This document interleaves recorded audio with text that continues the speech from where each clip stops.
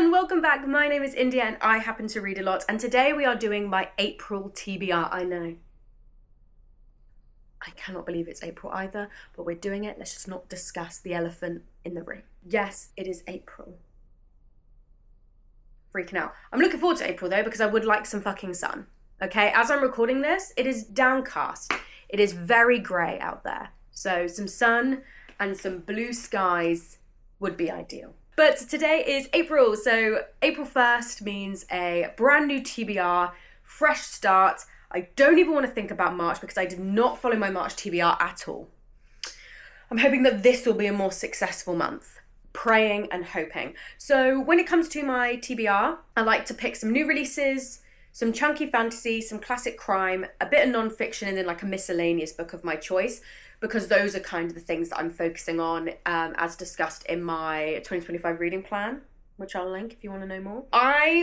We'll see how successful I've been in my choosing of these books, because I'm an absolute idiot and will give myself all these fun tasks and say how excited I am to do it and then just not do it in the year. So we'll see. But we're going to start off, we're going to jump right into these books, and we are going to be talking about my new releases first.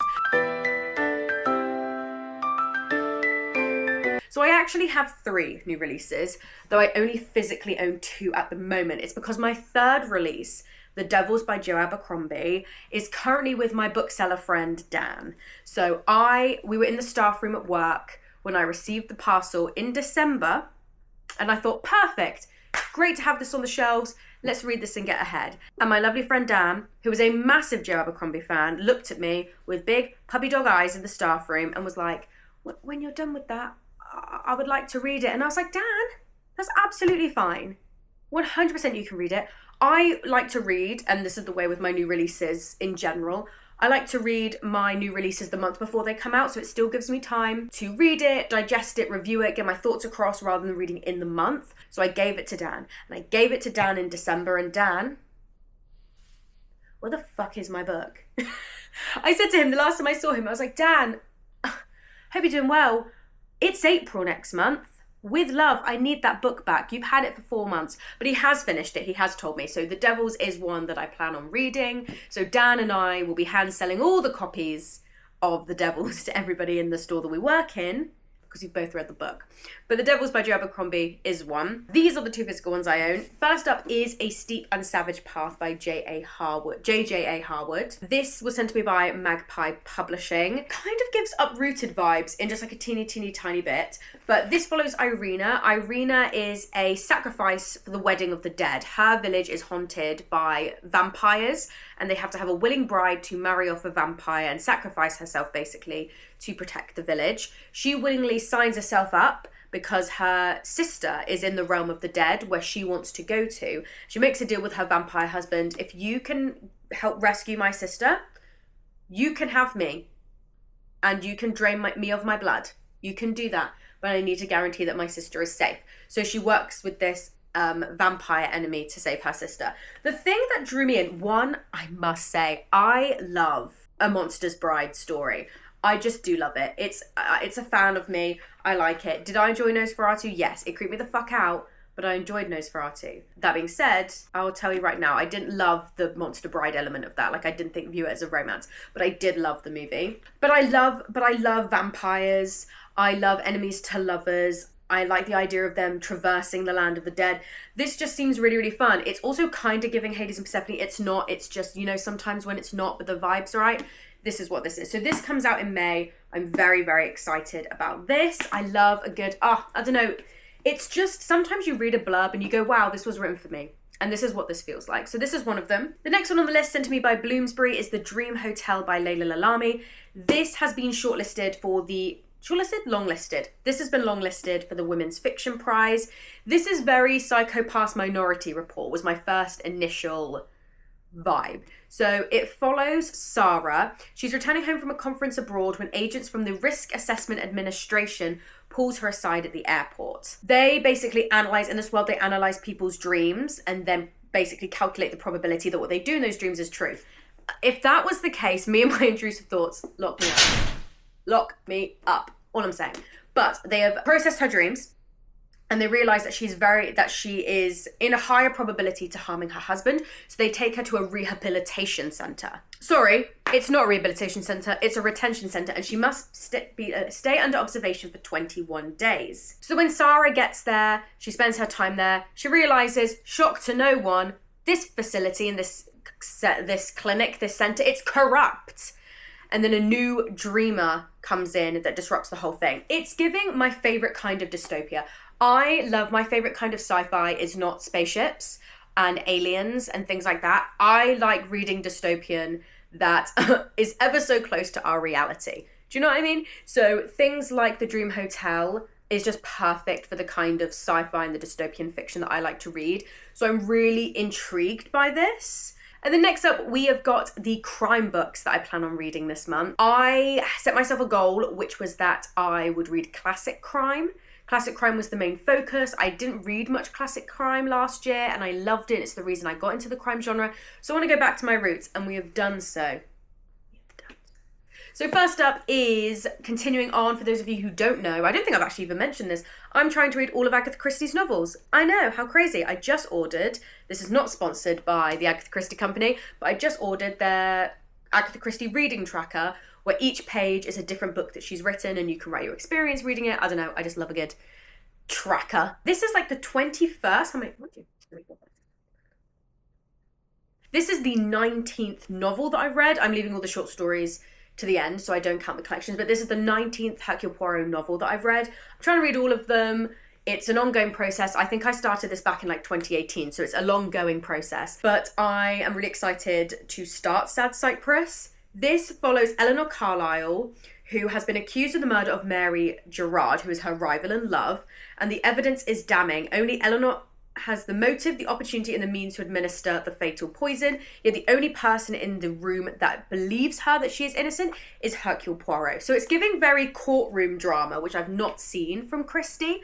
So I'm excited to read it. I've heard very, very good things. And then my other crime book is Murder in the House of Amari by Taku Ashibe. This has been sent to me by Pushkin Vertigo. I love Pushkin Vertigo's translated crime books. I think they're amazing, so I have strong hope. This is set during the Second World War in Osaka, specifically 1945. It follows two characters. It follows our main character, Natsuko, who is a budding sleuth and young trainee doctor, and her friend, Mineko Amari, who is obviously related to the Amari clan, who tried to put together and figure out what and who is causing these ghastly murders that are plaguing this clan. But to do so, they've got to delve into the past of these characters and the clan as a whole. It's giving very just classic staple Japanese crime. I'm very excited to read this. Pushkin Vertigo are also the publishers for the translation of Seishio Kamizo's Detective Kosuke Kendaichi series, which I love. I really like it, so I've got high hopes for this one. But I just thought, I set myself a goal, which was to read more classic crime, and I'm doing that, and I'm very, very happy. Then my other goal was to read more fantasy books, specifically chunky, epic kind of fantasies, which I have not done.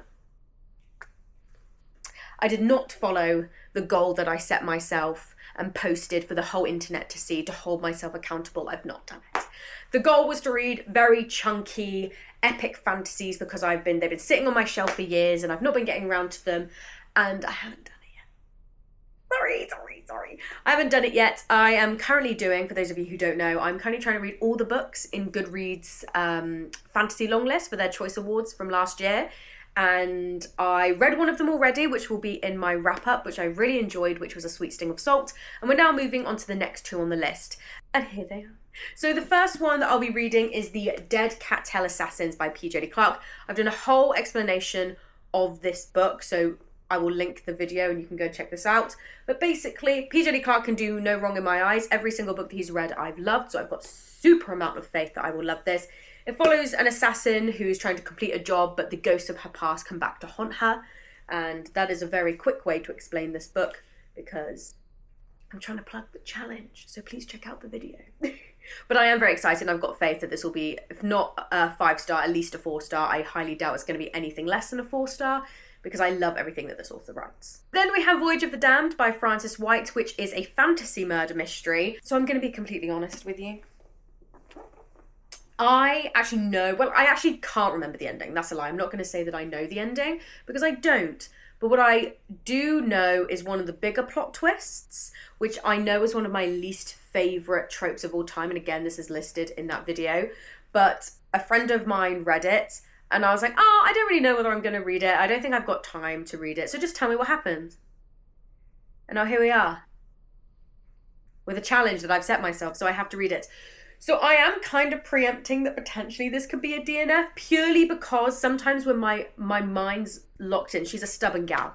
If I know the plot twist is a trope that I don't like, So Frances White, I hope I enjoy this because fantasy murder mysteries are like up there. That sounds like music to my fucking ears, but we'll see. So, and then for my non-fiction book, I have We Are Not Numbers by Ahmed Al-Nouk and Pam Bailey. These are the editors. This is actually out this month. So this is a new release that I have actually gone against everything that I normally do. And I was like, I just desperately want to read it. So throw all of my rules and the way I read new releases out the window. So this is an essay anthology of pieces written and spoken about by the youth of Gaza. And it starts from 2016 all the way to the present. And it is just giving a voice and putting out to the Western media just the experience of what it is to be a child living in Gaza from 2016 until now, and to highlight the atrocities that have been committed against the Palestinian people and especially the children themselves. I have not read anything from this yet. I know that they do each essay and each piece ends with information about what happens to that child, so I know it is going to be an intense reading experience, but I knew I wanted to read it, and I think it's going to be a book that I think everybody should read. And I do actually have a family's GoFundMe. It's somebody from the UK who's trying to bring his family to the UK, or at least get them out of Gaza, and that is in my link tree, which will be on my main channel, and I'll link it down below. So please, if you have the funds, please donate. That would be amazing. And yes, I'll be reading this book. And then finally, to end on a little bit of an on-the-nose moment, for my miscellaneous choice, I have chosen Your Lie in April Omnibus Volume 1. This contains 3 volumes of this series. And yes, I chose it because April is in the title. What more do you want from me? Come on, what more do you want? Your Lie in April is a contemporary... Is it a romance? I can't remember. But it's a contemporary coming-of-age story following 2 musicians. We have Kose, a pianist, and is her name Cowrie? Yes, and Cowrie, a violinist, who meet and learn from each other. It's about love, friendship, grief, the power of music, falling back in love with music. It follows Kose, who is grieving the death of his mother and mentor. She was training him up to be a piano prodigy, but the way that she was training him was abusive, so he is dealing with the complicated emotions of grieving a mother that he didn't necessarily like, but also he's like, I'm not playing fucking piano again. Get out of here. And then he meets Cowrie, a young woman who's got a very different style of learning the violin than he's been taught. It's very free, very go with the flow, and he just doesn't understand it. And it's how she teaches him basically to fall back in love with music and the piano again. And I know I'm going to cry. And a lot of you are going to be like, India, do you know, I know the ending. Shut the fuck up. I know the ending. Get out of my face. But I did basically just choose this because April was in the title. I know, it's very on the nose, but who cares? So there we go. This is a 100% a smaller TBR because I learned from my mistakes with March. Oh my God, Jesus, it's falling over. Yeah, because I learned from my mistakes with March. So we did go smaller.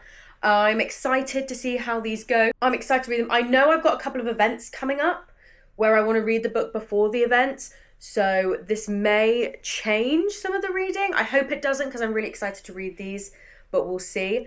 But yeah, there we go. Here's the stack. Oh, let's just try and make that nicer. My God, I always do this and it looks so bad when I look back on my thumbnail and I'm like, God, they're all over the place. But here we go. This is the plan for April 2025.